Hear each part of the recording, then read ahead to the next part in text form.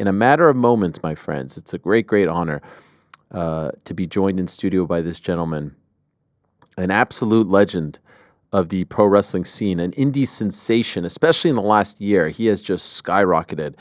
He appeared as a member of the TNA roster on NXT, which is a WWE brand, in the summertime in June. Had a nice run there, went back to TNA recently, just some 2.5 or so weeks ago, won the TNA World Heavyweight Championship. And then on Saturday at the Royal Rumble in Indianapolis, he appeared as number 15, had a nice little run there. And it was surreal to see the TNA heavyweight champion walk out with that belt. Now they've got this arrangement and everyone loves him. He's got a great demeanor, a great personality, a great entrance song, a great gimmick, everything that you would want. And it's happening, as Wade Barrett said on Saturday, it took him 15 years to become an overnight sensation, which is just an amazing line and really does sum up his amazing career and his amazing story. And what's so much fun about this, I reached out to him because of what happened on Saturday, reached out to him, never met before, and said, hey, would you like to come on maybe on Zoom? We could do an interview. He said, why don't I come in studio? That's the kind of guy I like. That's the kind of guy I want to do business with. Say his name and he appears. I believe in Joe Hendry. How are you, my friend? How are you, my friend? What a great honor this is. You. Wow. Thanks for having me. Thank you so much. I want to do. Thank you. We can't get enough of the music here. We can't get enough of the song. We keep singing it. My kids keep singing. Look at this. There it is. Where's a good spot to put this? Oh, look at that. Let's see camera 3 right here. Look at that. Can we go to camera 3? Look at that. Oh, that's beautiful. Beautiful. Joe, you're the man. Thank you, my for friend. coming in. Thanks for having me. I have to say, I reached out to you yesterday and you said, "Oh, can I come in studio?" And I was like, "Well, are you going to be in New York?" You had no plan. Yes, yeah. You are. You had no plans of being in New York. I did not. I just think, look, there's certain interviews you got to do in person, right? And I'm very much. I was actually supposed to be on the Jericho cruise. I saw this on the internet. Yes. What happened was I was supposed to go straight from the Rumble to the cruise. I go from the Rumble back to the hotel, pick up my things, and it turns out if you fly into the Dominican Republic, because that's where I was meeting them, rather than sailing, you need an extra visa thing, and we didn't have that. So we didn't know about it. It's unfortunate. We'll try to do it again next year. So couldn't do that. But I kind of have been responding to, the random nature of life. And then you DM'd me and I was like, it's a sign. Let's go. So here we are. So what would you have done? Like, where's home for you? I'm still in Scotland. You're still in Scotland. Yeah. As a pro wrestler who's working primarily in the United States, North America, let's just say, that's got to be a pain in the butt. I mean, the travel's tough at times, but I mean, look, Ariel, if you look at my life in the last year, I have got nothing to complain about. Oh, what a story, Nothing to complain about. I love your story. I freaking love everything about it. It's a beautiful thing, and congratulations on Saturday. Thank you. And what a time to speak to you for the first time after you just made your Royal Rumble debut as the wild. TNA heavyweight champion. It was pretty wild. Do you feel like you're on cloud 9? It has not sunk in yet at all. I have not had. The great thing about the last year for me is I've had no time to process all of the amazing things that have happened. Like, I just won this amazing championship from Nick Nemeth, who's a legend in the business. And then I hadn't even had time to process that. And then we find out the Rumble's happening. It's like, all right, let's go. There's just been so many. All right, we got to go. Let's go. So many fun things have happened. And I'm sure it'll kind of hit me in a week or two. Well, when did you get the call that you would be a part of the Rumble? So what's interesting is I've been kind of trying to speak this into existence for a long time. And I remember walking into, I've got a training school back home. I walked in after Jordan Grace had done her stint in the Rumble representing TNA Wrestling. And I'd said, you know what? I says, mark my words, I'll be in that next Rumble. Really? And yeah, even if it's a subconscious thing, I just feel like when you put something out there to people, you kind of start guiding your actions towards that. And it was a great honor to, now with the partnership between TNA and WWE, it's been amazing for both companies. And, it was a huge honor to represent TNA on that stage. And can I just say, by the way, this is big for me. I've been watching your content for a long time. Thank you. Friend, so I appreciate it. It's very cool to be. We'll get into your martial arts background as well. Sure. But okay, so last year Jordan Grace shows up. It's a huge deal.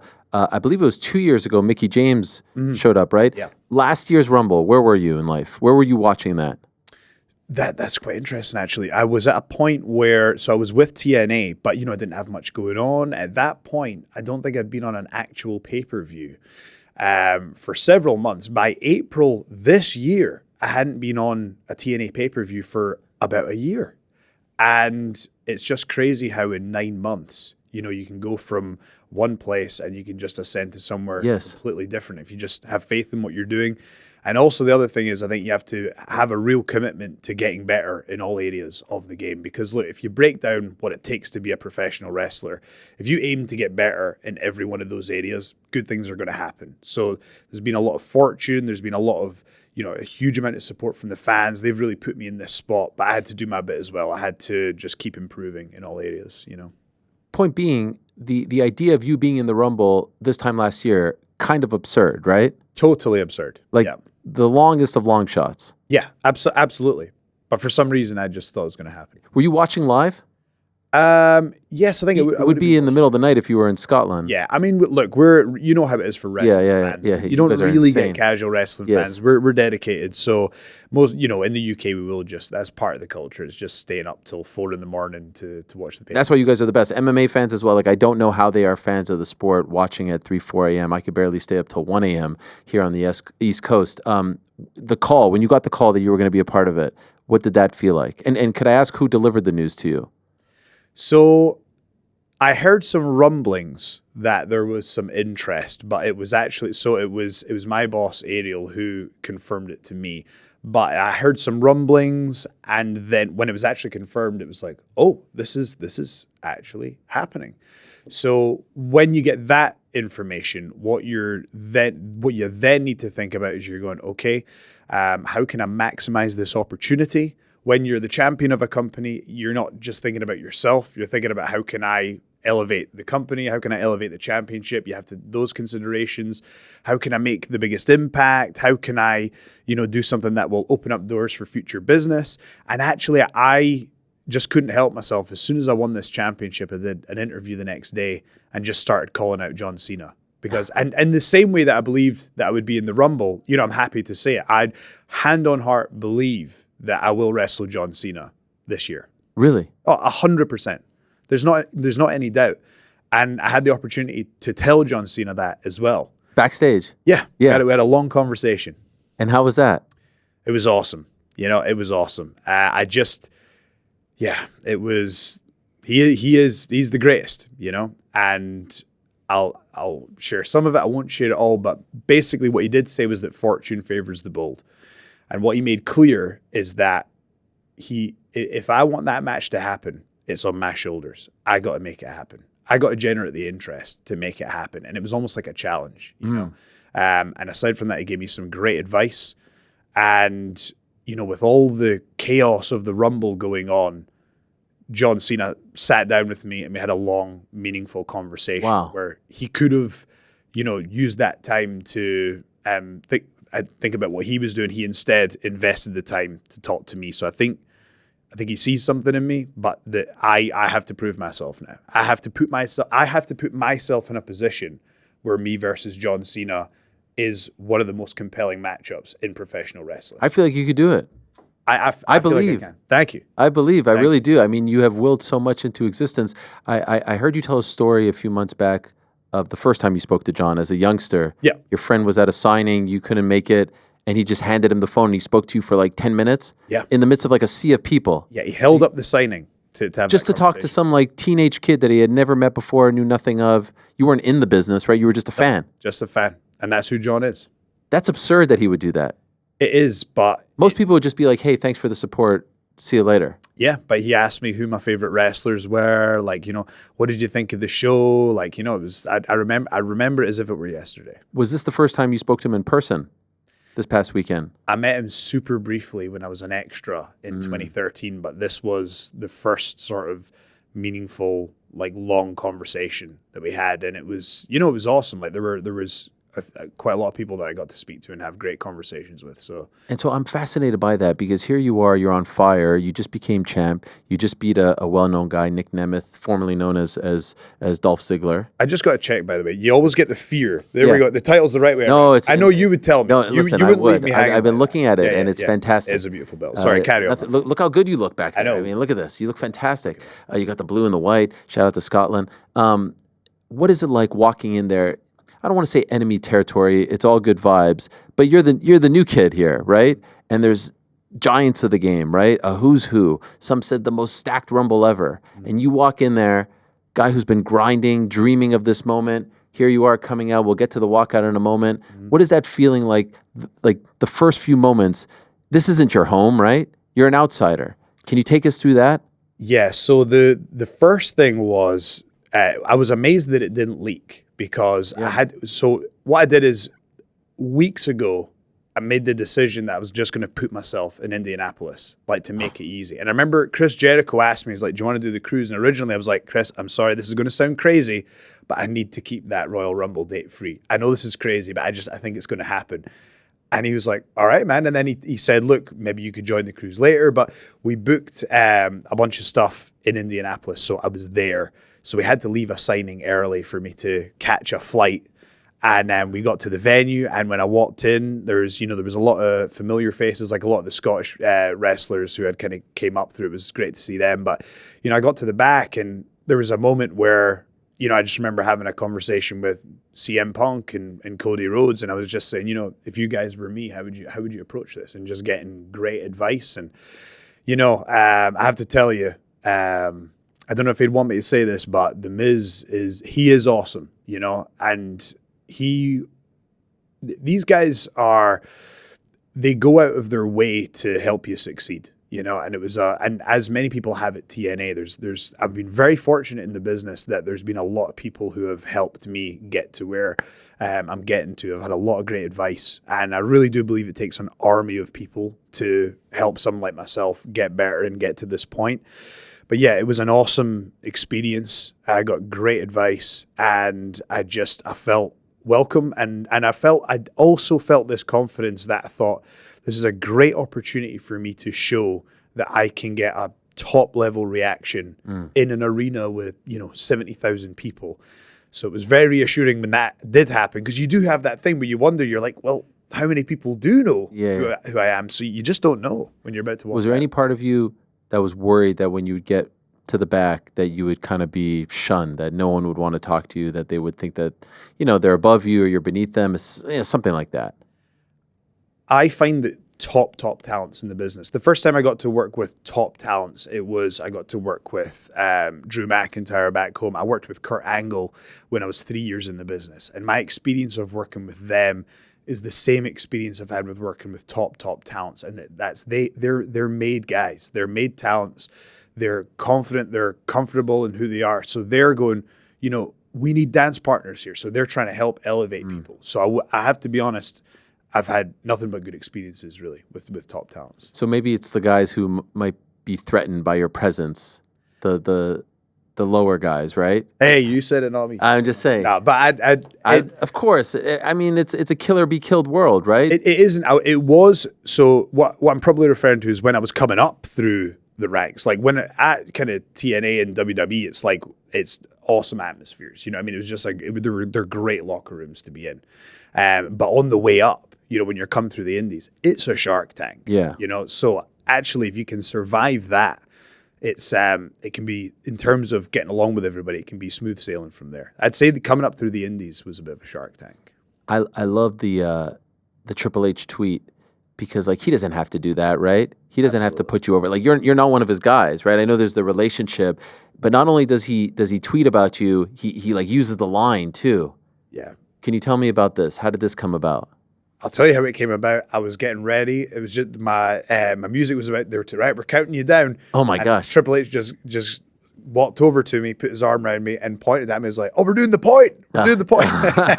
Legendary. Yeah. So that was awesome. Again, had a great conversation with Triple H, and it's just it's an honor for me to represent TNA in that environment, and I just felt so welcomed. I felt TNA has been so welcomed. I think this partnership is just awesome, and I've got nothing but good things to say. When they announced the partnership just a few weeks ago, and obviously, like I said, Jordan shows up, Mickey it seemed to be good relationships.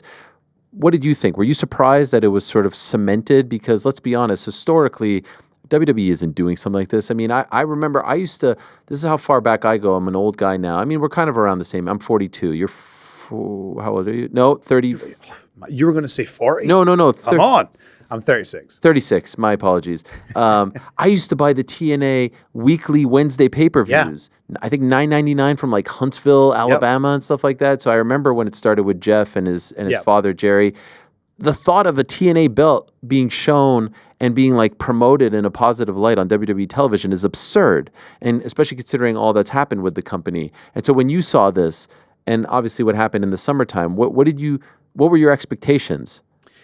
Well, I think what's very exciting is when I went over to NXT, I had the opportunity to train at the Performance Center. I was, training with Terry Taylor every day. I was learning from Shawn Michaels every week. Like, I had some amazing one-on-one conversations with Shawn that really expanded my mind with professional wrestling. I was fortunate enough to main event No Mercy as a TNA wrestler, which is, I've got an N64 cartridge in my house of No Mercy. You're just thinking, what's going on? But now that the partnership is solidified, I really think that opens the door for even more possibilities. And, I might even be as bold as to say, what if we invited some people into TNA wrestling? I was in the Rumble and, a very organic moment that happened is I slide in and I'm getting ready to do my thing and there's Sheamus standing in the corner. Yeah. And this is something that people have really kind of gravitated towards. And genuinely in that moment, I was like, I don't know what to do. I was like, because I want to do all this stuff, but Sheamus is looking at me. So there you go. There's the picture. Yes. I'm like, do I attack him? And then I'm like, but then if I attack him, I'm going to have to keep going over him. So I thought, you know what? Maybe he just wants to see what's happening. So I'll just let him observe. And the fans really kind of latched onto it. So I think actually, to be honest, I think the fans would also be interested in maybe even seeing Sheamus come over to TNA wrestling and maybe challenging me for the TNA World Championship or The Miz for that matter. I think that me and The Miz would have, a fantastic program. And obviously the partnership being with NXT, maybe Ethan Page comes over to TNA wrestling and challenges me there. There's so many possibilities. And here's the cool thing about it. I know nothing. Right. I knew nothing, and I knew nothing until I found out about the Rumble. I'm just throwing some interesting things out there in the hope that they might happen. Sheamus was very complimentary of you on social media afterwards as well. And there's a tweet I was enjoying Joe Hendry. So they put up some stats, and it was, Penta had been in it for 42 minutes, and there was there'd been a few people like different stats, and I was like, we need to get one for Sheamus. So someone made a graphic of Sheamus believing in Joe Hendry for 30 seconds. So we got the graphic of that made. But I think I think that there it is. There you go. You go. Most time believing. People seem to be into that too. I think people are excited by the possibilities, but the fact that the partnership is now solidified, is it that out with the question to think that there couldn't be someone to hold the NXT and TNA championships at the same time, for example? That's just anything. I think we've now found out anything is possible in the world of professional wrestling. And by the way, what exactly is the partnership, to the best of your knowledge? Is it just sharing of talent? Is it more than that? To be completely truthful with you, I don't know the inner details of it, and I think that's the best way to do it because it's exciting. Because we'll find out about these opportunities, and people will just show up, and it's exciting for us as the roster as well to see people we maybe weren't expecting show up in different places. So behind the scenes, we don't know what's going to happen next. So we're sharing a lot of the excitement with the fans. So we saw that, yes, the partnership is with TNA and NXT, but here I am, I was able to go out onto the Rumble. So, is it that out with the question to think that maybe the TNA World Champion could show up on WrestleMania? Oh, wow. Is this another thing you're trying to put out there? Is it that crazy? I don't think so. Suggest? I mean, you're damn popular. I mean, maybe, the reaction we got at the Rumble, maybe, who knows? What about that reaction? What is going on in your mind? Holy shit, man. 70,000 people in Indianapolis at this massive stadium are reacting to your song and then singing it and doing the clapping. Yeah. For a guy who's been through the road, like the crazy ups and downs of the professional wrestling business, and Wade Barrett had the all-time best line, right? Overnight sensation in 15 years. It took him 15 years to become one. I would just love to know, in that moment, do you even remember what you were thinking about? I remember being told beforehand. I worked very closely with Shane Helms, who was the Hurricane, in this match, and he had a lot of great advice for me. And one of the pieces of advice was just take a moment Just take a moment, because this is special.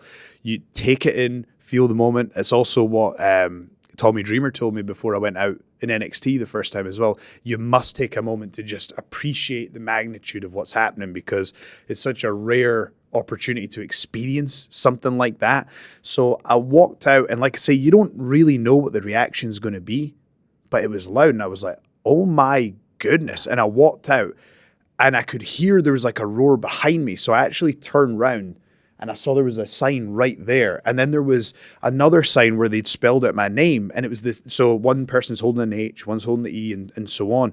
And I was like, I remember seeing The Rock having those signs, and I'm just going, what is going on? What is my life? And it's just, it's very difficult to put it into words, but yes, I learned that working in an arena of that size is slightly different to working in smaller venues. You have to adjust things a little bit, and now I have a little bit of experience there. I'd know how to maybe improve on it next time. When you say adjust, what do you mean by that? So, for example, before I hit the standing ovation on The Miz, what I'll do is I'll do the We Will Rock You. I'll do stomp, stomp, clap, and you'll do it. I do it 3 times, and then I go for the move.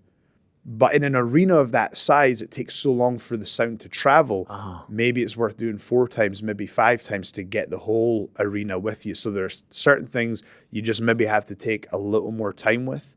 Also, there's a photograph of Roman Reigns spearing me, and someone tweeting says, I can't believe this is a real photograph, But again, working with Roman, okay. I had, there you go. I'll tell you, that is that surreal? It was surreal. It was surreal. And I think, I said in the promo, it's on WWE's YouTube, where I said, I don't think this is the last time that me and Roman will cross paths, because, at the end of the day, he didn't pin me. He threw me over the top ropes. Now, that is the MMA equivalent of losing 1 round in a five-round fight. That's right. So there's unfinished business there, my friend. But yeah, working with Roman, I kind of got an appreciation for, that top guy timing, and just going like, So I had a couple of epiphanies when I was out there. It was a great, great learning experience. And what's amazing is that this partnership, it is very helpful to gain that experience. The NXT talent are able to gain experience of working in our arenas. And, I don't know if you've seen recently, but TNA is on such a hot streak right now. We are filling like these big arenas. We had 4,000 people in for Genesis. We had 4,000 people for Slammiversary in Montreal. We had phenomenal numbers at Bound for Glory. And we've got some big shows coming up, some really ambitious shows coming up. So I want to ask you about that in a moment, but I'm curious, were you nervous in there? You walk in there and there's legends of the game, some that you've never worked with, maybe not really had a conversation with, and there you are, 70,000. Are you nervous? Are you anxious? Are you hesitant? What's going through your mind as you step through the ropes? So you mean before I go out, or as I'm running to the ring? Yeah, now you're in there. Okay. So I walked out and the reaction's good, and I'm like, okay, cool. And then I'm more thinking about, I'll be completely honest with you, the main thing that's going through your head is you just don't want to do the Titus O'Neil. I'm sorry. That is the main thing. You're thinking, I don't want to fall down. So once you've slid in, it's kind of, because I remember people saying, hey, when you go out watch, there's a couple of steps at the start of the ramp, and then there's a little decline at the bottom. So I was kind of thinking about that, because, can you imagine? No. So once you've slid in, you're like, okay. And the main thing was as well, I was like, you sometimes overthink things. So I'm almost glad that this year's been such a roller coaster. I haven't had time to think about it, because if I did have 3 weeks to know about the Rumble, I might have overthought it. Got it. But one thing that I did get in my head, because you sometimes start to think of these self-sabotaging thoughts, was I was like, oh man, don't fall over on the nip up. Don't fall over on the nip up. And the moment I hit the nip up and I was fine and the crowd started coming up, I was like, right, I'm having fun. I'm good. That was the one bit where it's like, don't fall over on the nip up. That we didn't, so we're good. You were flowing out there. Thank you. Yeah, it was seamless. It was a lot of fun, but I will be honest though, it's hard to process, because it's unprecedented. It's unprecedented. Like you say, to see a picture of me standing next to Triple H where he's pointing at me weighing the TNA World Championship, and then we go out in front of 70,000 people. That is an unprecedented situation with this partnership. And I say that, but we have to give Jordan Grace credit and Mickey as well, because they really kicked down the door. And without them kind of doing that, I really feel them doing that is what's led me here. But What happens when you get to the back? Anyone give you any words of wisdom? So the first thing that happens is when you leave the ringside area, there's like a little golf cart that picks you up. Okay. So you're kind of, I'm sitting there. I've been speared by Roman Reigns. Would love to have won and gone on to WrestleMania, but there was a moment where I was sitting on the cart and the fans were just saying, we believe, and you're going, whoa, like this is pretty surreal, So you get to the back, and I had another conversation with John Cena when he got back as well, and it was just. It's hard to say. It's hard to put it into words, to be honest. It was just, wow. It's a chapter in my career that was just a wonderful surprise. I would imagine at one point, probably unfathomable, right? Like everyone wants to get to WWE, but was there ever a point where you thought maybe this dream isn't going to work out for me? Never. So I never thought about quitting. I had a moment where there was a show in Newcastle, England, a promotion called North Wrestling, and there was maybe 200 people there, and I did an entrance video on Scotty 2 Hotty where I do these things where I do these custom music videos where I make fun of my opponents. I did one for Scotty 2 Hotty, and the place just erupted, and it was 200 people there, and at that time I didn't have a deal, and I said to myself, I was like, you know what? I am a pro wrestler, and this particular brand of comedy that I'm doing, nobody's doing it like this. This is what I bring to the table, whether it's in front of 50 people, 200, 2,000, 20,000 or beyond. I'm committed, and I'll give it my best. And my thinking switched from, I want to win this title, I want to work for this promotion, I want, and it changed to, what's the best way that I can entertain the audience? What's the biggest reaction we get? What's the biggest laugh? Instead of focusing on I want, it's what can you give to the audience? How can I give more of myself to get better? As soon as I had that shift, I almost immediately got signed to TNA. Oh, it was like a couple of weeks later, I got signed to TNA, and it just, something changed in me. So I never thought, I have to do this, I have to do that. I just had gratitude for the entire journey. And, I feel on top of the world. It's been unbelievable. And I've had amazing colleagues, we've got amazing management. I'm very, very grateful.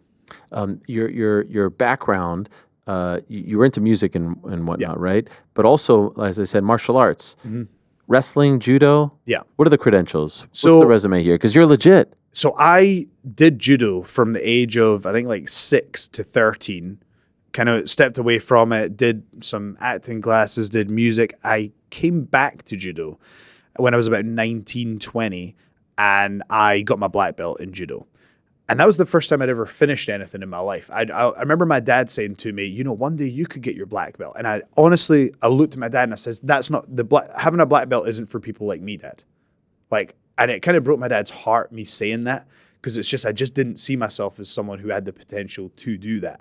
So when I actually did get my black belt and I finally finished something, I was like, oh, I just had this moment where I was like, if I put in the work, you can achieve things, and these things pay off. And so, I did music for a long time. I kind of finished my degree, and then I decided it was 2012 going into 2013. I decided, as of tomorrow, you are a pro wrestler. That's who you are. And I really believed that I had what it took to be a world champion. I saw myself as world champion the first day I stepped into a training school, and I've been speaking things into existence ever since I started.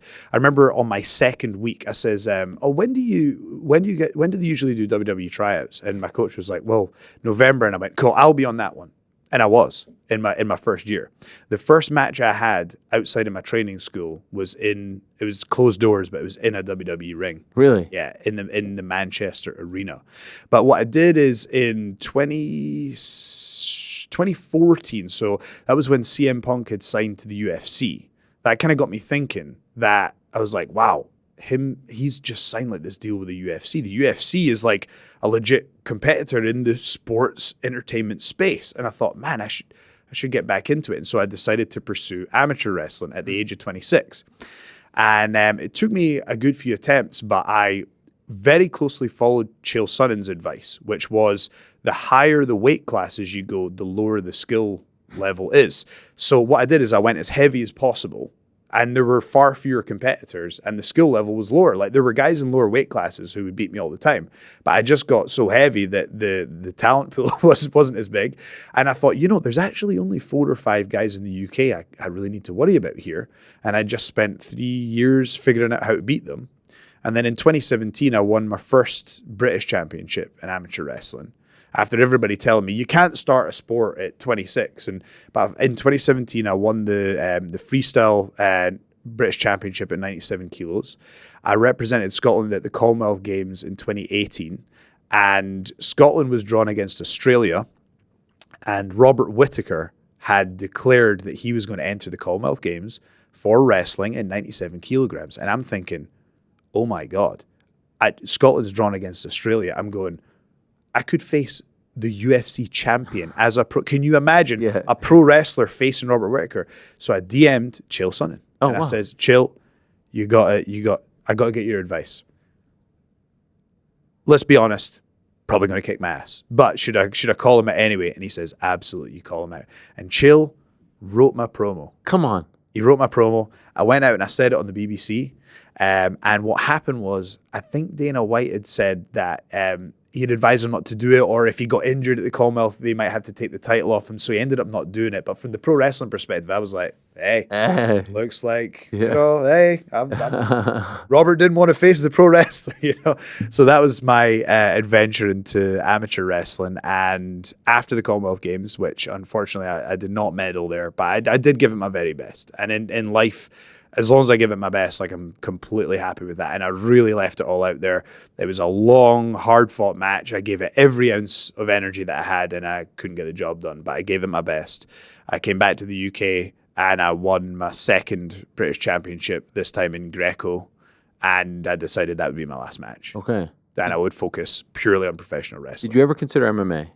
Yes, absolutely. I saw CM Punk do it, and I thought, actually, if I just go down this amateur wrestling path, I actually met with, there was an MMA company in Ireland. I forget the name. It wasn't Cage Warriors. It was perhaps Bama. It might be. Bama, yeah.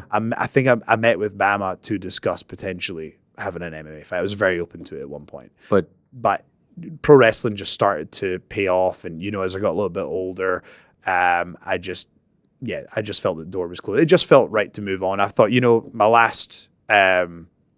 last thing I did in amateur wrestling was to win a British title, and I thought, what, that's a good time to hang up the boots and focus on pro wrestling, because I only did it to further my pro wrestling career. Oh, really? Yeah, because I wasn't happy with how I was being booked or used at the time, and I just thought I need to add legitimacy to what I'm doing. So that was my kind of primary thought. A member of my team, Drake, told me today, would you do MMA videos on YouTube for What Culture? Yeah. I mean, I was the worst host of all time. Okay. So I'm not going to brag about that, but I was actually a host at What Culture. You were a member of the MMA Media Corps? Believe it or not, I asked Dan Henderson his last ever question. Come on. In the sort of press area. Where was this? That was it was in the UK. It was in England. You would go to fights as a credentialed media member? I did it once, and then I was like, this isn't for me. But I did it once. Wow. There's a lot of stuff like that I've just done once and gone, this isn't the way. But that was fun. So did you watch MMA? Were you a big fan? Yeah. Okay. Yes, huge fan. And have you kept in touch with Chael? I've spoken with Chael a couple of times on DM. I used to speak to him more, but I haven't spoken to him in recent years actually. But it would be very cool to. I wonder if he knows that the guy that reached out to him. Do you think he knows who you are now? I don't know if he's put 2 and 2 together, but wow. I mean, I think Chael's enough of a fan that he probably watched the Rumble. That is a good point. That is a good point. Actually, he was tweeting about it. So I just wonder if he rememers that it's the same guy. He might not. So, Chael, if you're watching, yes, there you go. He'll be on the show tomorrow. Thank you for all the advice. It's part of what got me here. A lot of people have stories like this. Oban Elliott, who's in the UFC, who's a big wrestling fan, has stories of just DMing Chael, asking for advice. Yep. And everyone says he just writes back and couldn't be nicer. So I'm glad to hear that you had Yeah. the same experience. Those videos back in the day, like for Insane Championship Wrestling, Yeah. right? Like those music videos that you did, incredible stuff. Thank you. What's interesting about it, though, is like I say you're like a cult-like favorite because I feel like fans are so passionate about you and your journey. You used the word comedy before. And as you know, sometimes the comedic acts don't become like the top guy, right? It's a tricky balance. How do you balance that? Because there is still comedy to your gimmick now, right? The turn, the face, but you also want to be taken seriously as the top guy. So how do you balance that? Well, I think that was part of the motivation with doing amateur wrestling. Like, I mean, Kurt Angle's the classic example. Kurt Angle is one of my favorites of all time. Another just amazing guy, unbelievable to work with. He could be as silly as he wanted to be and still be a huge legitimate threat because of his credentials. And obviously, like, Kurt's achievements are on a completely different level, planet to anybody else. But even on a smaller scale, I thought if I legitimize myself, I can be comedic, you know? But also, I think that my view of professional wrestling is that the people who are most successful in professional wrestling are the ones who are just authentically themselves. Like, if you think about, like, a CM Punk, for example, he is always authentically himself. John Cena is always authentically himself. The top talents are authentically themselves. And I think the more that you are true to your own personality and turn the volume up on it, whether you might be comedic, you might not be. To me, I'm just being me and an amplified version of me.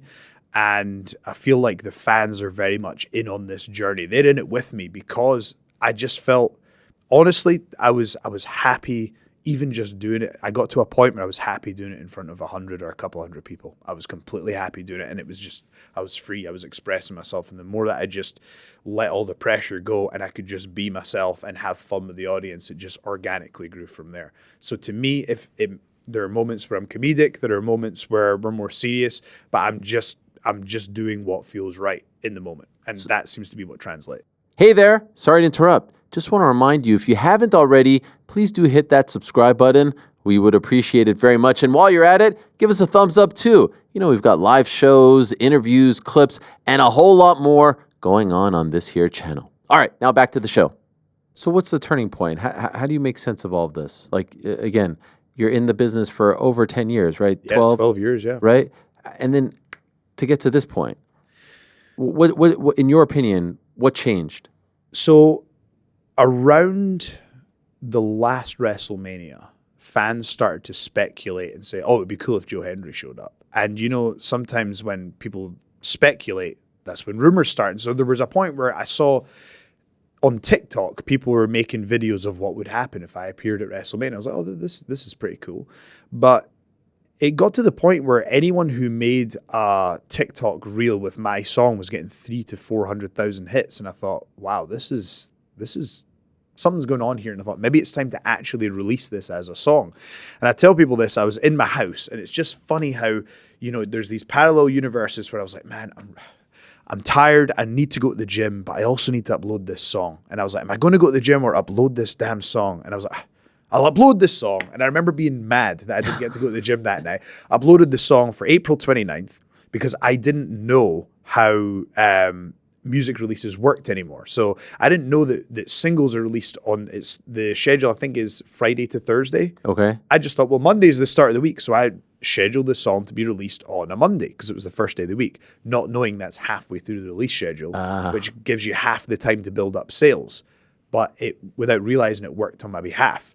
So I've scheduled it in for April 29th. I think, well, I better start promoting this thing, I guess. So I started doing interviews. My brother started making memes of, like, you know, putting me into famous films and TV shows. Like, we did one where, you know, I won't give it away, but the last moment of The Sopranos cuts to my music video. Just things like that. We built up the support. And the song... Your brother who had just quit his job at McDonald's. Yeah, but to be clear, he was doing little bits and bobs for me before that. Yeah. But it just got to a point where he was like, you know what, this I want to commit, and so he left his full time job. on the team. Yeah, and I was like, all right, let's go.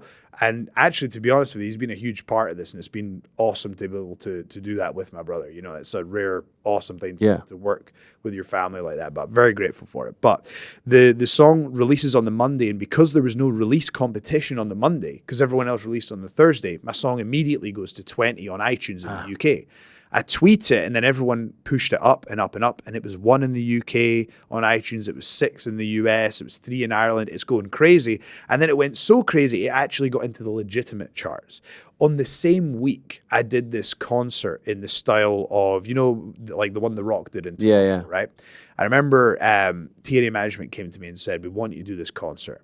And I was like, guys, The Rock just did one. The Rock just did one, and he's The Rock. So how can I do something to make it totally different? And they would said, look, I remember they said to me, we're not going to make you do it. If you're saying you don't want to do it, then you don't have to do it, but we think that you can.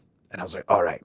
So we kind of went back and forth, and I remember we ended up coming up with this idea that we would do a Creed song, and instead of Can You Take Me Higher, we'd say, Can You Please Get Fired, to AJ Francis. And there was like, right, that's funny enough that it can be different enough that we can do it. So we did this concert, and it went so well. We were in this iconic music venue in Vegas. So it was like, it just looked great. The audience were laughing along. So it was like we had the perfect segment on at the same time as this song released and it's charting. And those two things together collided. And that's when it really started to take off. And so that April was when it really started to explode. And then, we start TNA. This TNA was on, we were on an upswing in TNA anyway. Like even that January when we were in Vegas, it was absolutely rocking. So TNA's on an ascension as well. And here I'm coming up at the same time. And so it's just all these factors together. Then we do the crossover into NXT. It builds up even more. And the debut video that I had in NXT, I believe was WWE's most watched clip on X last year, which is unfathomable. But my view is the reason it was the most watched clip is because when I walk out, usually in TNA, I'll just walk out, whereas in NXT, they'll load me into the entrance and I'll do the spin round. Yeah. So I had more time that I didn't know what to do with myself. So I walk out and I just start looking around and I just have this feeling of like, whoa, this is cool. They know who I am. And I think it's that organic reaction. That's why the clip did well. So now I've learned, again, authentically be yourself. Try and build in these organic moments to just take it in for a second, you know? The song, you wrote it, it's your voice, right? Yeah. You how do you come up with that? Like how do you come up, because, and I've heard you talk about like to the beats and everything, like you know what people react to, but the genesis of that song, pardon the pun, you went at Jen, how does it all come about, and how old is the song? The song's 5 years old. Okay. I actually had it in Ring of Honor. And I remember not being particularly over in Ring of Honor, but the song was super over. So that song, you know, it no matter what we were doing, they always found a spot for me to be on the card because they wanted to play the song. Yes. So it really did it helped me learn and get better. And, you know, so the song was always popular, but it was when I got to TNA, that's where we started to fully develop the character and the turn and the look and just bring in all those little elements. And, you know, they say the difference between a good idea and a great idea is the details. So it was, if you look at the Ring of Honor video that I had and the TNA entrance that I've got, it's the exact same song. There's no audible difference. But the video, it's like, wow, that's me, you know? But coming up with the song, I decided that I wanted something with more energy than I had before. And I think my favorite theme is The Rock's, his like 2003 Hollywood Rock theme. That's my favorite theme. But I also wanted something upbeat because I was like, I want the audience to interact. And I was thinking, okay, how can they interact when they're standing together? And I was like, well, they can clap, they can wave their hands. I was thinking of all the ways that the audience can interact when they're either seated or standing. And so I was like, right, I'll have a section where I just tell the audience what to do. So I show them in the video, you have to clap. Mm-hmm. So show and tell what I want them to do. And then I decided that, well, pop music, for me, the sweet spot is 120 beats per minute. You'll find that is a common thread throughout a lot of big pop songs.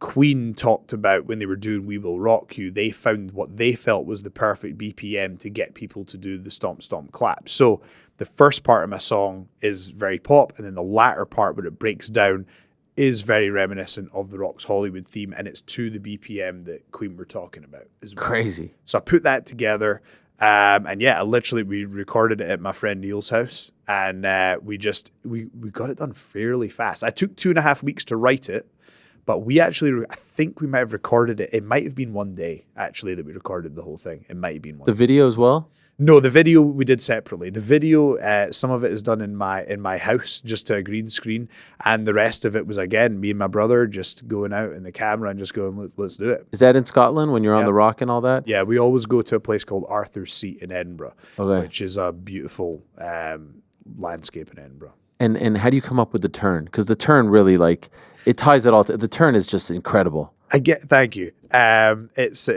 very hard to do. It's very, it's in the Ring of Honor one. It's this, you know what I mean? So, but pro wrestling is overt. It's big. It's larger than life. So it was just a case of changing this and having the confidence to do the full spin around. I was very into like British comedy, like The Office and Peep Show. So I was very into like subtle comedy, but I learned how to have some of those British humor sensibilities, but make them bigger, So I think it was something that I might think is funny because I know all the context is a very sort of British humor thing. Whereas I think it was learning that in wrestling, you do have to be larger than life and overt, So I think that was the approach by the time I got to TNA, I realized that comedy has to be done in a slightly different way for professional wrestling. By the way, we like to joke on the show that I don't really watch anything other than sports, combat sports, basketball, football. The Peep Show might be my favorite. No way. I adore Peep Show. How good is Peep Show? It is. There was a rumor at one point that they were going to make an American version of it, and they never did it. This is years ago. That show is brilliant, absolutely brilliant. One of my favorite lines ever in all of TV history is they're on a boat, and he says, I forget their names, Jazz and Mark. Jazz and Mark. And I think it's Mark who says that he was in a band, and the name of the band was Various Artists, so that it would go to the top of people's iPods. Yeah. Because like when you had an iPod and it would be Various Artists, and I just thought that was brilliant. Yeah. And I still make that joke till this day. But if anyone is out there hasn't seen Peep Show, it's one of the most brilliant comedies, brilliant series that I've ever seen. It is, yeah. Genuinely loved it. I love Peep Show. And I think the thing about British humor is we like to be self-deprecating. Yes. Peep Show is just, it said no one in Peep Show comes out of it looking good. Yes. It's just like a bunch of terrible people. And it's very grim, but it's very funny. It's very I love British, that. I love that's an inspiration. Yeah. The move, another turning point, the billboard in Glasgow, Clash at the Castle. Like, again, and I don't want you to repeat all the stories, but I like to do my research. But what I gather is you decide let's put the face on the billboard outside the arena. Here's a fan's video of it. This is, for those that don't know, this is outside the arena, and there he is, just with that smile. And when you reach out to get the space, they say, okay, do you want a QR code? Do you want a URL? You just want your face. Yep. And brilliant. So you just want your face, but I was like, nope, just want the face. That was one of the most difficult decisions I've ever had to make in professional wrestling. Why is that? Because it's a fine line, isn't it? You're thinking, this is a WWE event. How is it going to be perceived, me just putting my face on the billboard? So politically, you don't want to piss anyone off. It's tough. Yeah. It's tough. But then there's that thing. It's like maybe you got to ruffle some feathers. But I think what I've had to do is learn where the line is. And sometimes you go a little bit over the line. I've had a few moments where I've gone, oh, maybe that was a tactical error. But you have to be willing to make a few tactical errors. I'll give you an example. So I remember a fan tweeted. So there was a particular month where I was getting a lot of hate online. And why? Just because when anyone gets popular in wrestling, there's a backlash. Right? Yeah. So the strategy I'd had up until this point was just you can throw mud at the wall and see what sticks. You can just keep going, and that works. Once you've got to a certain point, you have to be more tactical. So, for example, before I ever appeared in WWE, before, they thought it would be possible for like a TNA wrestler to appear on WWE in that way, I could just say whatever I wanted, and maybe something would stick and the fans would get behind it. Once I had appeared on WWE, and it's like, well, now the expectation might be here because this has already happened, so I now need to be more careful with what I say. So there's a point where I remember someone said something, and I was just being cheeky about the Rumble, about, oh yeah, Joe Hendry's fallen off, and I remember going, well, let's see how well this statement holds up in about 4 months. And obviously, being around Rumble time, I thought it was a cheeky comment to make. This tweet goes nuclear. Oh, no. Nuclear. And I remember thinking, this was a tactical error. Really? And I remember genuinely thinking, if this costs me the opportunity, I just have to accept it. I have to accept that and have to take responsibility for it. Wow. Were you crushed? No, because I accept that, again, if you're going to be putting your face on billboards and have bold actions like that, sometimes you are going to get it wrong or maybe go too far. But again, as John Cena said to me, fortune favors the bold. So I would rather, learn that way than not try. Because to be quite frank with you, I have to be bold. Because specifically with John Cena, this is his last year. If I'm not bold, I'm not getting anywhere near that match. So I have to be bold. Maybe I will make mistakes, but I have to do what I have to do to make sure I get that match. So I'll make mistakes along the way. But again, it's with the best of intentions. It's entertaining for the fans. This is what this game is. It's fun to speculate in pro wrestling about what could happen. Yeah. And again, to come back around to that, it's my job to make a match with John Cena one of the more compelling matchups that are on the table. Like, for example, the other day he just he announced that he wanted to enter the Elimination Chamber. And you know what? I really to me, he's the greatest of all time. He is the greatest of all time because he led the business for such a long period of time. He did such tremendous things leading the business, and I hope that he is successful. But I don't know what John's path is going to be, but can you imagine if he was to challenge for the TNA World Championship in TNA? Oh. I mean, we have a huge show in July here in New York for Slammiversary. Can you imagine? It would be just like when he went into ECW to face Rob Van Dam. Is that at Hammerstein also? Let me get the same venue for you. It's not Hammerstein. Okay. We'll get that. Would be incredible. But I like everything that you're saying. I thought you were going to take me down a different path, that you would face him. Here's what I think is very interesting about what you're doing. If I can give you this compliment, you have a tricky dance that you have to play here. Okay. You're the TNA heavyweight champion. Yeah.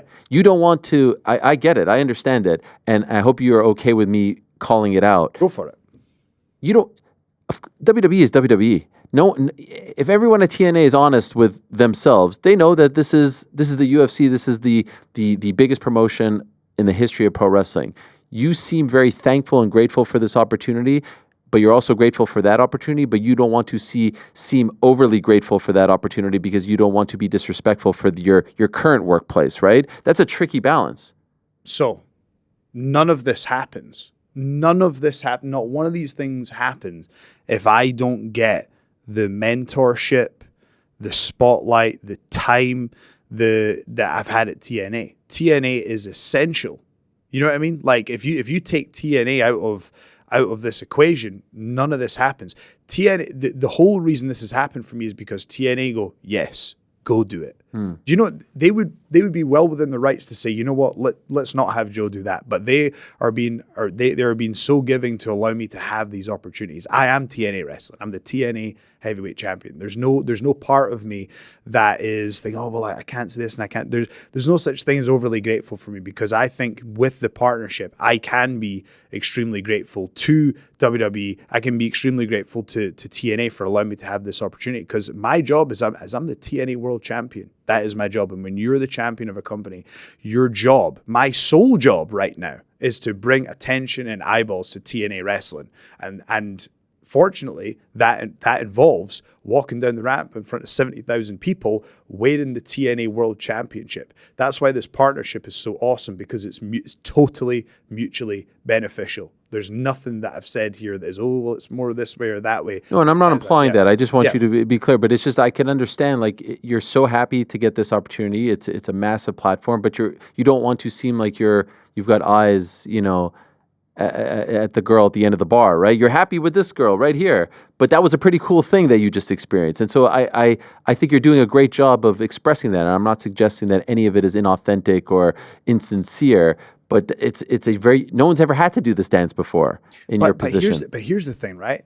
Maybe I'm in the best position of all. Yeah. Do you know what I mean? Oh, yeah. I remember, so me and Matt Cardona had a conversation right after the Rumble, and he's like, I don't think you realize the spot that you're in. There's only one person in professional wrestling who can truly be anywhere, anytime, any show, and it's me. Yeah. I'm in the best spot, so that's the way I choose to frame it. Oh, it's beautiful. No, you're in an incredible spot. It's an amazing position that you're in. Could I ask about TNA? Because, again, like I said, I remember watching them back in the day. Absolutely. How do you explain what's happening now? Because, there's the early days with the Jarretts and the Dixie Carter days, and now here's Anthem coming in. And let's be honest, for a minute there, it seemed like it was an AEW, WWE two-horse race. There's New Japan, Ring of Honor gets gobbled up. But here's TNA slowly but surely building itself back up. The decision to go back to TNA, I think, was a brilliant one. That's a brand and a logo that people recognize. I was curious to see what would happen when Scott D'Amore left, because he seemed to be a big part of the revitalization. And now here you guys are, seemingly, as you said, on the upswing. Absolutely. How do you explain this? What was the turning point to get TNA back on track? To me, there was no turning point. It's been a gradual build. Like, if you look at it even before, before the partnership, before, my song starts going crazy and all that, like I say, even if you go back to Hard to Kill in Vegas in January last year, that place was absolutely packed. Then we made a huge upgrade to production at that show. So TNA has been on a very steady upward trajectory for a long time. And obviously the things that we're talking about, they help.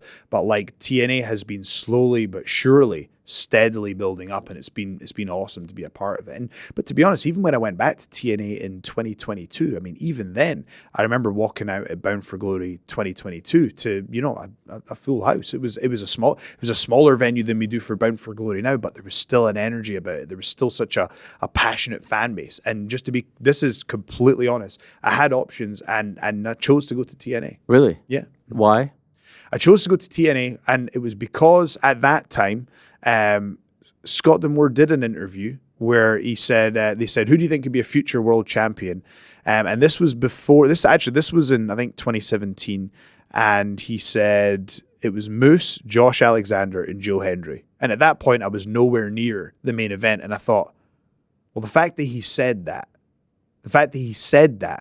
means that they must see the potential. So if I go here, they're probably going to let me be me, and I'm going to have the ability to develop. That was my thinking. And I remember this is when Jimmy Jacobs was still there. I remember he said, hey, what do you want to do for your debut? And I says, well, I've got this crazy idea for a vignette, and this is my opening vignette. And I was like, there's an old man in hospital, and he's on his deathbed. His family are all around him. And I want someone to say his name when he's trying to say his last words, and then I'll burst in the door, and everyone will be so excited to see Joe Hendry that they will not be paying attention. The guy will flatline and he will die. And I said all that, and Jimmy went, cool. And then I did 3 vignettes with these these horrible situations, but with like my happy music over the top of it that were just like, I wanted them to be weird, but that sort of British humor almost.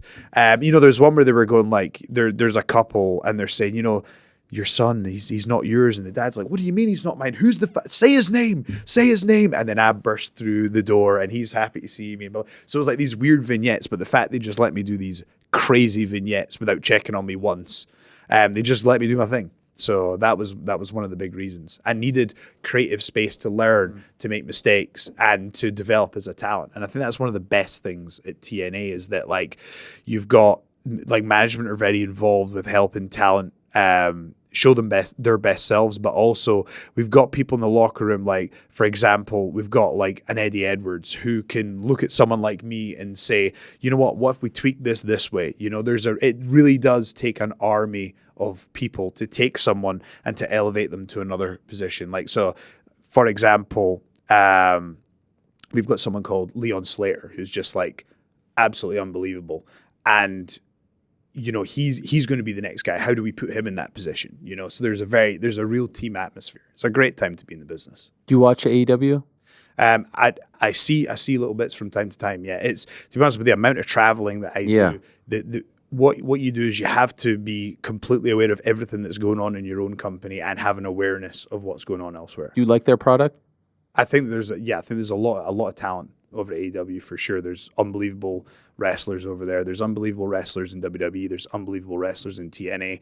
It's a New Japan, and you know, it's just the talent in the business as a whole right now is awesome. Yeah, it's a great time to be a fan. Mm-hmm. It seems very healthy. In fact, as an MMA fan as well, I'm jealous of the wrestling business in that MMA isn't as healthy. There's one dominant. MMA is pro wrestling 15 years ago, where it was WWE and nothing else. There was no competition, and I believe competition makes everyone better. So that's why I'm rooting for the rise of TNA. I'm rooting for the rise of AEW. I think it makes WWE a better product if there are people, you know, nipping at their heels, so to speak. I think it's better for everyone. For the wrestlers, you have options, you have places to negotiate with. It's all good. Yeah, and I think actually this was highlighted by by my boss Ariel in the press release that went out for the TNA NXT press release, and it was just making the point that we can be in competition, we can be in friendly competition, but we can also be mutually beneficial as well. And I think that's what's particularly exciting about the business right now. So you showed up on NXT in the summertime in June. Yes. And that was an incredible success. By the way, at the time, there was no partnership officially, right? So now we have like a kind of, it's been announced, yeah. It's official. Back then it was unofficial. It was we were casual. Yes, you were sort of flirting. Does that mean like tomorrow you could show up on NXT? Anything can happen. Yes. You just saw, like, if you think about the men's Rumble, right? There was I Show Speed. Yeah. And there was me, right? That boggles my mind that I was like one of two surprises. Well, AJ coming back as well, so like maybe 3 surprises overall. But for me to be one of those, I'm going, this is, anything can happen at any time. So, and the cool thing is, like, see, the first time I did NXT, I found out for sure the day before. I was doing an interview with Chris Van Vliet, and when the interview was over, I checked my phone, and it was like, it's on. I had a flight going home to Scotland and a flight going to Orlando, and it was like, right, we got to get the Orlando flight. You know, that's wow. That's how last minute it can be, but that's what makes it fun as well. So if there's a guy out there or a girl who, you know, is in the indie scene right now, who's been doing it 5, 6, 7 years, I'm sure inspired by your story, but maybe thinks, how's it going to happen for me, right? I'm in Europe, I'm in England, Canada. What is the message to that person? Because I'm sure you can relate, right, with the sentiment. It seems like you always believed in yourself, you fought through it all, and now you're enjoying it. And I feel like you're just scratching the surface, if I'm being honest. Like, this is just the beginning. But what's the message to that person who might be doubting the journey? You have to take the responsibility for your own success. You have to put that responsibility on your own shoulders. In my view, there are 5 things that matter in how to become a professional wrestler. There's the 3 elements. This is just my opinion. But there are 3 elements that make you good at the job, and there's 2 elements that get you closer to your goals. So for me, you've got like your look and your physique. That's one element. You've got your in-ring ability. You've got your charisma and your promos. To me, those are the 3 components that make you a good wrestler. Then you've got your ability to promote yourself and your professionalism. Now, what I challenge all wrestlers to do is rank themselves honestly out of 10, with 10 being, you know, the best wrestler in the world and 1 being someone that's never wrestled before. Where are you on that scale? And if you honestly rank yourself out of 10 in all of those areas, anybody that's not at the top level is going to find maybe a 4, maybe a 5, maybe a 6 somewhere.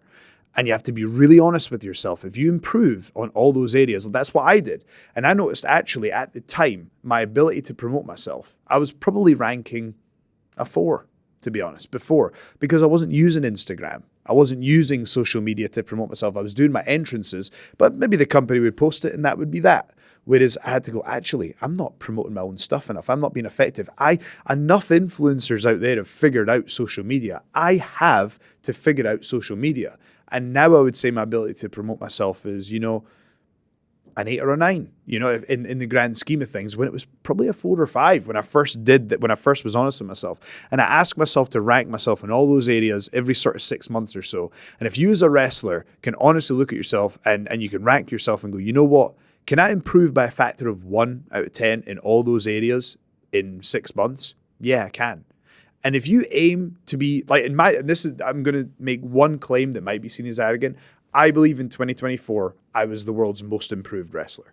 That's what was important to me. I genuinely believe I'm the world's most improved wrestler if you look at that scale. And if you aim to be the most improved wrestler every year, you're going to be a world champion before you know it. Love it. What advice. Incredible. What's the dream? Is the Cena match the dream match? What's like the ultimate? You seem like a dreamer, and I like that, and you set big goals. What's the dream for you?